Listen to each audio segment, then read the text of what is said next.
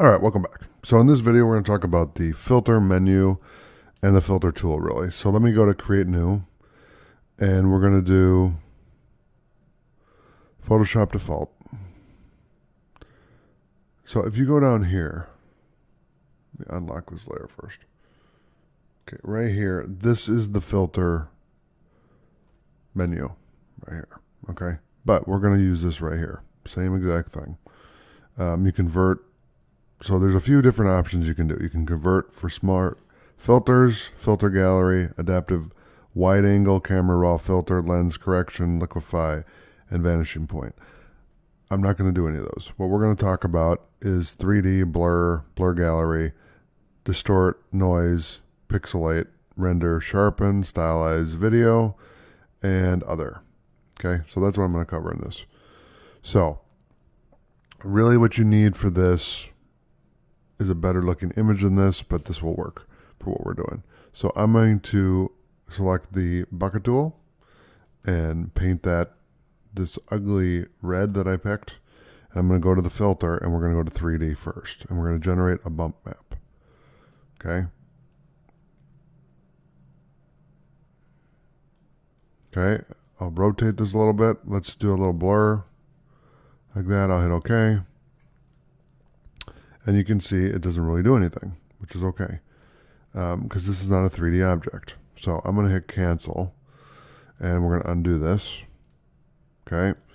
Now let's go to the filter, and let's look at the blur. So we're going to do average.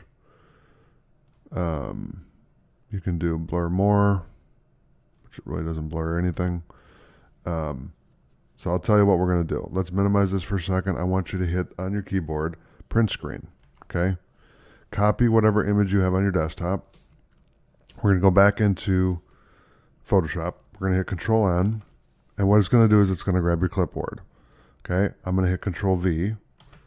And I'm going to crop because I have dual monitors. So I'm going to crop just for LearnTech Plus. And we're going to use this. We're going to use your screen as the project. Okay. So we can kind of add filters and effects and that kind of thing. So what I'm going to do is I'm going to do distort. Let's do displace.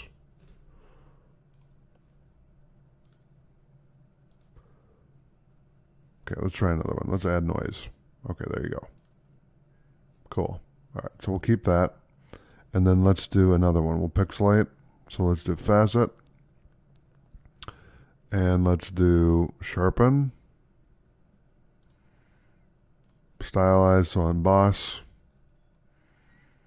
Now we're getting wild. Oh, that's cool.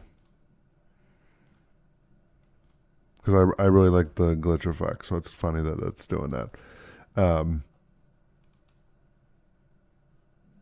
Let's do clouds. So let's render clouds. See, you can get way out of hand real quick. So I'm going to hit Control Z because it doesn't really fit what we're doing here. I like that. We're going to do other. These aren't really used much. Stylize I use quite a bit. You can do oil paint. So let's hit OK. So I can change it to oil paint. And then we can do blur gallery. So let's do like a blur. And let's do like a motion blur. Okay. So you can see what we did here. We added a lot of just different effects. So if I click here, you can see the, actually no, that's not what we were using. Really, they keep changing everything on me. All right, that's no problem. I'm going to close that.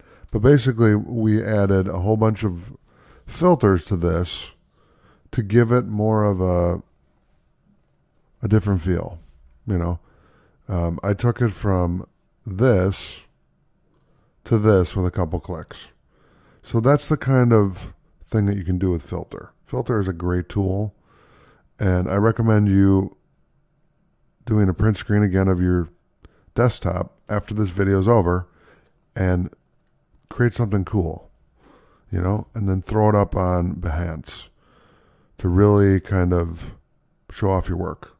Because this is cool, man. It's a lot of fun just to make stuff, you know. So if you like making stuff, you're going to love Photoshop. So thanks for watching. I'll see you in the next video.